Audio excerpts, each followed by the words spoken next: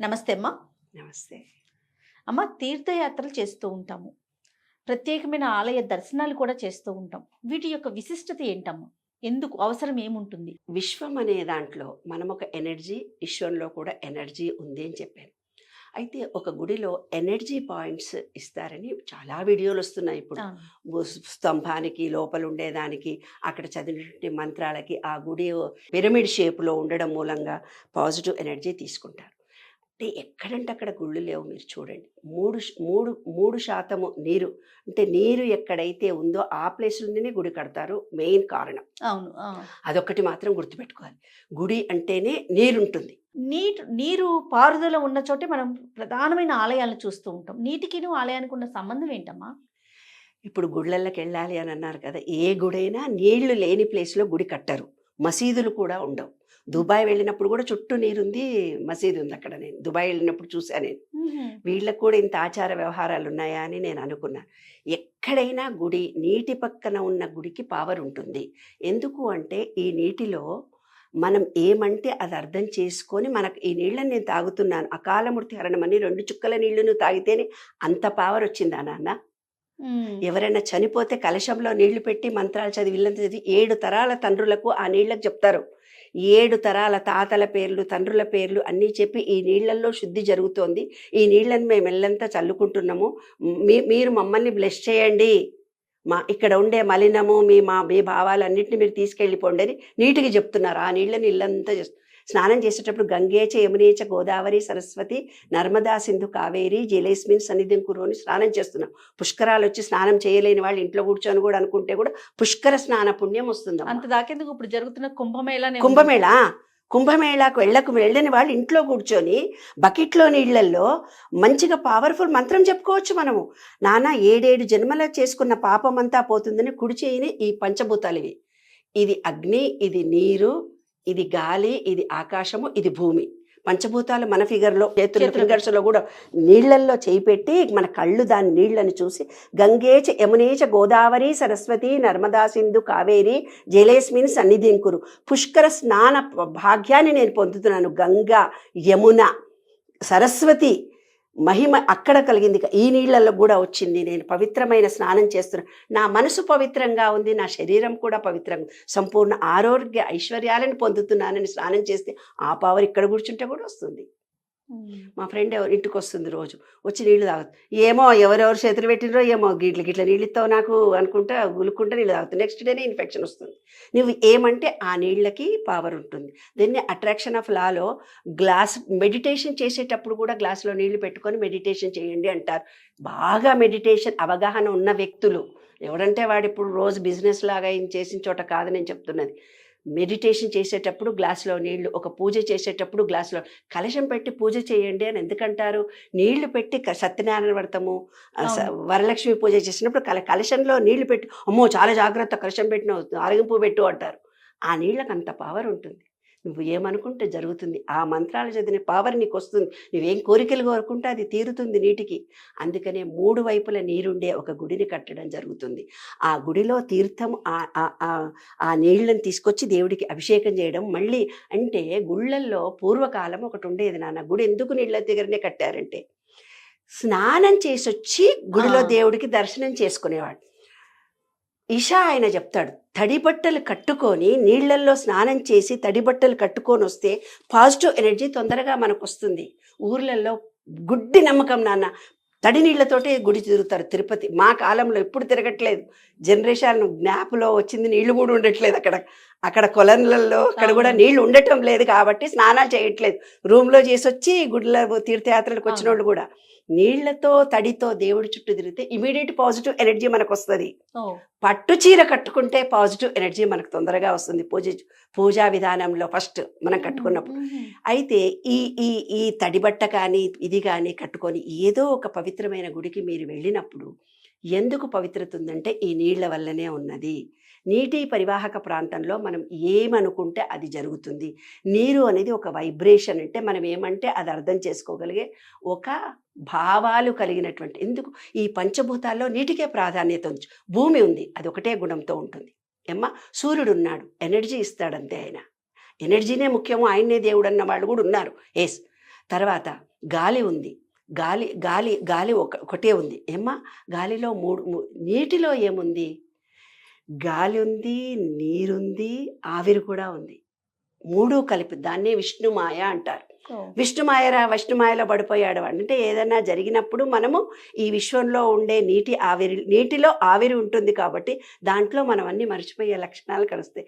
బుద్ధిమాంద్యం రావడానికి విష్ణుమాయ కారణం. మాయనే వాడు మాయలో పడ్డాడు జోక్స్ వేసుకుంటాం కదా అది. కాబట్టి గుడులు నీళ్లున్న చోటనే ఉండడంలో ప్రాధాన్యత ఏంటంటే గంగాకు రోజు హారతిస్తారు. ఎందుకు ఇస్తారు? పొద్దునంతా మలినం అయిపోయిన తర్వాత ఆ నీటికి మళ్ళీ పాజిటివ్ ఎనర్జీ, వీళ్ళు మంత్రాలు చదువుతారు ఆ నదికి, ఇచ్చి హారతి. ఏదో గుడ్డోళ్ళు ఎడ్డోళ్ళు వీళ్ళు నదులకు కూడా అని తెలియని వాళ్ళు ఎంతో మంది ఎన్నో కామెంట్స్ చేస్తారు.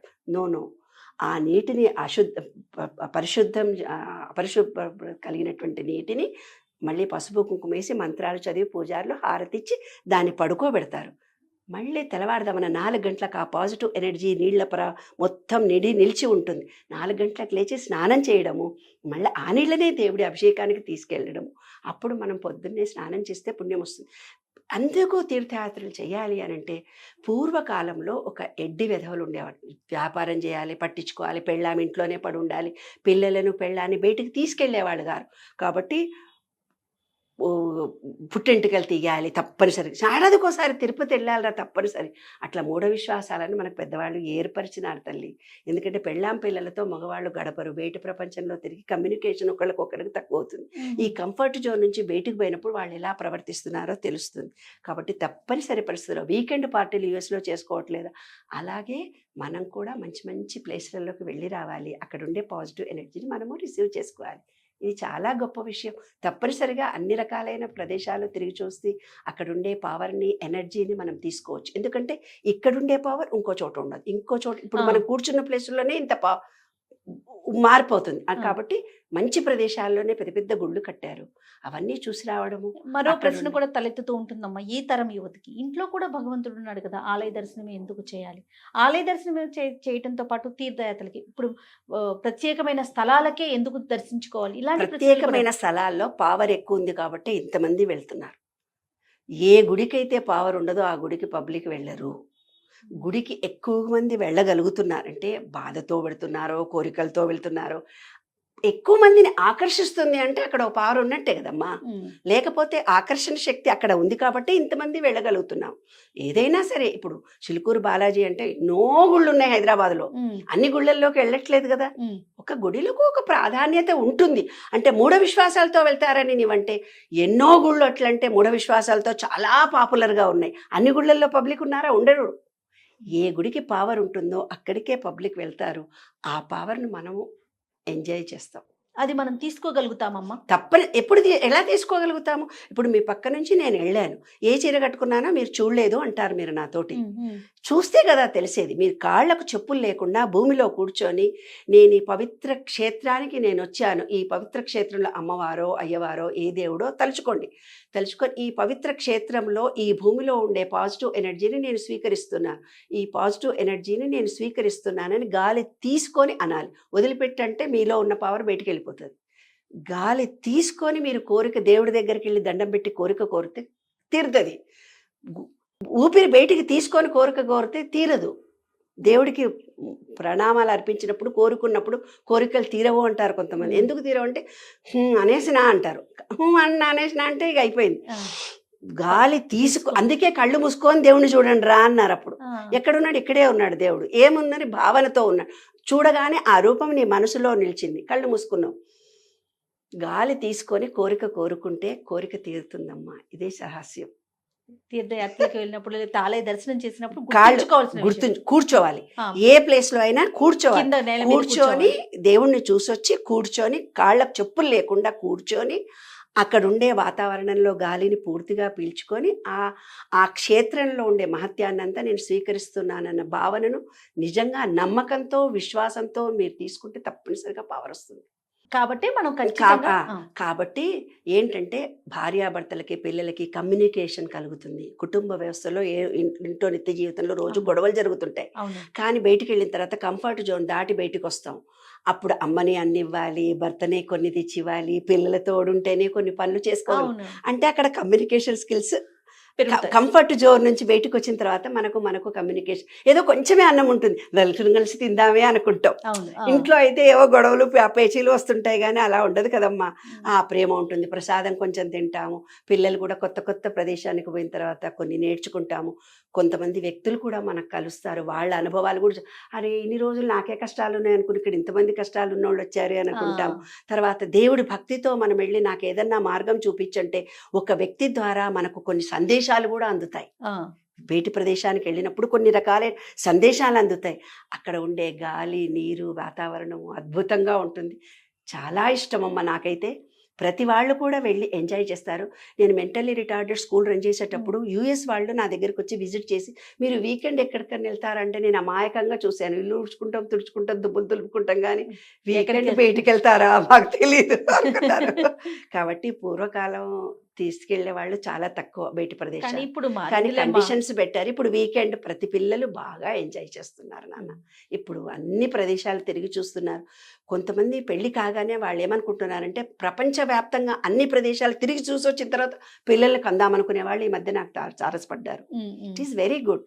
ఎందుకంటే ప్రపంచం ఎలా ఉంది, అక్కడ జీవన విధానం ఎలాగుంది, వాళ్ళ పర్యావరణ పరిస్థితులు ఎలాగున్నాయి అవగాహన చేసుకుంటే మనలో ఉండే మెచ్యూరిటీ ఇంకొంచెం బాగా ప్రపంచ యాత్రలు ఒక ఎత్తు అయితే తీర్థయాత్రలు మరో ఎత్తు కదా. తప్పకుండా అంతే కదమ్మా. తప్పనిసరిగా తీర్థయాత్రల్లో ఒక మంచి అనుభూతిని, ఎనర్జీని పొందుతాం మనం. రైట్. నమస్తే.